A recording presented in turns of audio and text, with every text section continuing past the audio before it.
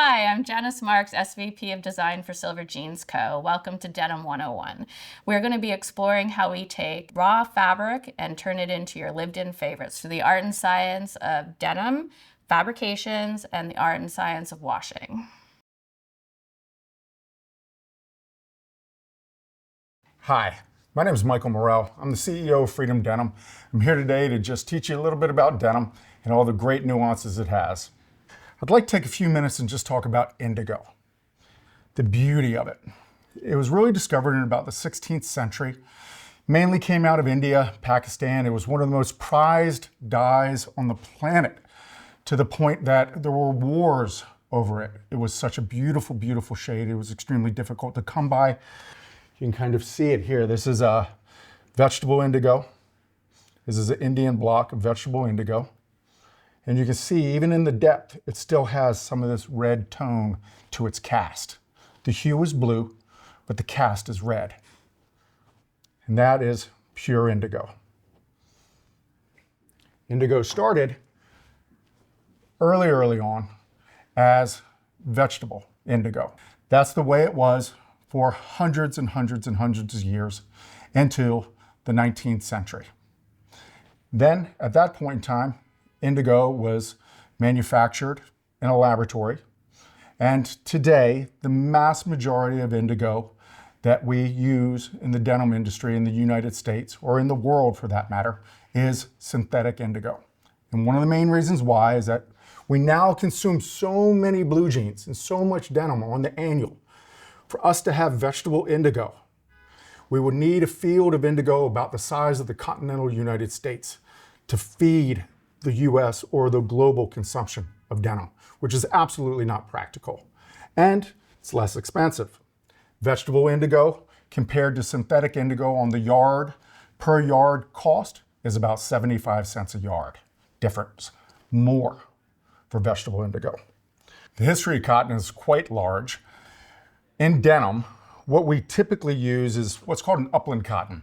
It's about the middle of the road cotton, and cotton is defined by two things: the staple length, which is the length of the fiber, and the micronair, which is the diameter of the fiber. The longer the length and the finer the diameter, the more luxurious of a yarn we can make. However, for denim, because its origins really starts in workwear, durability, strength, integrity, we really don't need this long, beautiful, beautiful fiber, because we're going to work with it. And in that, we use basically upland. And upland is the average length and average micronair of denim cotton. I want to talk about indigo in relationship to how we dye it, the uniqueness of it, and then how that plays out into the jean and the garment itself. So indigo, in its natural state, has no affinity for cotton. It doesn't like cotton. You could have a cup of indigo, and you can have cotton, you can dump it into the cup, and it's not going to dye it. So indigo, you have to change it. You have to chemically change it in what's called reduction. And when you change indigo with the chemistry of reduction, indigo turns green. It's actually an incredible little chemical show and tell. But it will turn this kind of lime green shade, sort of the color of like a mellow yellow bottle. But what really makes indigo extremely unique is that it's the only dye that ring dyes. And what I mean by that is that it only dyes the exterior of the yarn. And you can see it here. This is a 7% indigo. And you can see it's dyed on the outside. The core of it is undyed. This is 19% indigo. Again, these are the same colors of indigo. What I'm doing is that I'm layering up that dye. I'm doing it by dipping a rope into a box of indigo, and then you sky it into the air.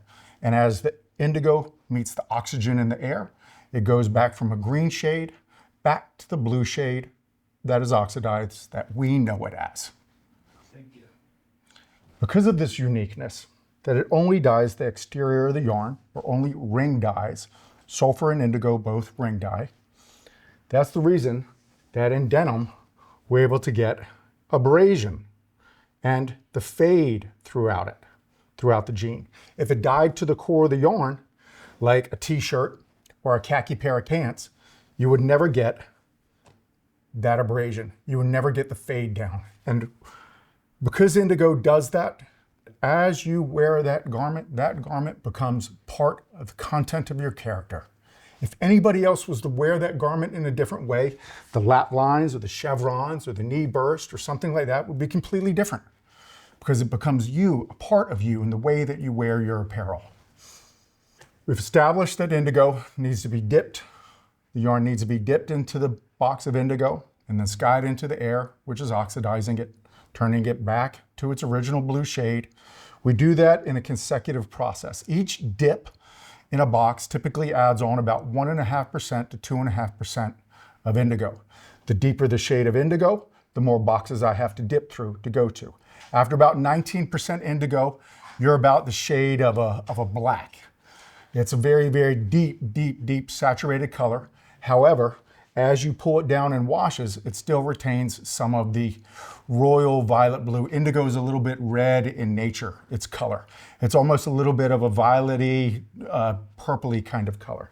So let me go a little further on and kind of bring in sulfur into the mix here. So sulfur dyes, also ring dye. The pieces of equipment that we use can be used in tandem with indigo and sulfur. So there's two pieces of equipment that are typically used. There's a rope dyeing range, which is exactly that. We take this rope, we take it through an indigo box, then sky it into the air and into a box and sky it into the air, and we're building up the indigo pigment onto the yarn. Again, still with a white core. However, we've started to work with sulfur dyes. So instead of having indigo, indigo, indigo, indigo in every box, maybe the very first box that we dip into would be black sulfur. And we dip into black sulfur, and then indigo, indigo, indigo, indigo onto the yarn. And what that does is it changes the tone of the color. We still can rip through the yarn and show the abrasion, but now the tone has went from a more violet, deep shade to this blacker, cooler shade. Why would that be important? Maybe for fall seasons, holiday seasons.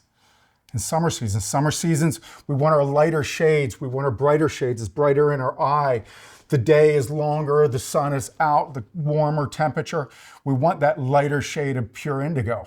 And then coming into fall and into our holiday season, maybe we want to have a cooler, maybe a little bit of a vintage feel to it. And that's where we would use sulfur tops or sulfur bottoms. So if we have indigo on the bottom of the yarn and sulfur on the top, that's a sulfur top.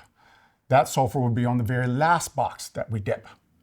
A sulfur bottom and indigo on top would be the sulfur on the very first box that we dip if we're moving through the boxes.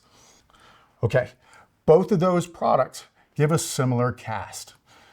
So a sulfur top is typically called a blue-black, where if you look at the fabric in an unwashed form or a rinse form, it's very, very deep and saturated in cast, but it's very black in cast because the sulfur is on the top. And that's what you're seeing in these darker washes. And as you rip through that ring, you're getting more and more of a blue shade to it. That indigo that's under the sulfur blooms forward. You still have a little bit of a cooler cast to it, but you're getting bluer and bluer as you wash down. As a sulfur bottom, you would have indigo on top and then sulfur on the bottom. And as you're ripping through that yarn, you would end up getting blacker and blacker and cooler as you get closer and closer to the sulfur. There's multiple shades of sulfur that we use.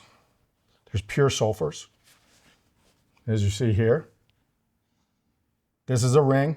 This will shade off or come off as I sand it down or as I process the product. There's yellows that we use under the blue. There's greens that we use under the blue. There's blacks that we use under the blues. And these are all to move the cast of the fabric in certain directions for the seasonality of what the consumer is looking for. What I have here laying on this table is multiple shades of indigo. If you look to the right, we have a much blacker casted indigo. It's deep, it's dark, it comes down. So this is the same fabric washed down. It's the same fabric washed down. This is the same wash. It's the same wash. This is the same wash. This is the same wash. It is just the way that we've dyed it that makes it look different in the blanket.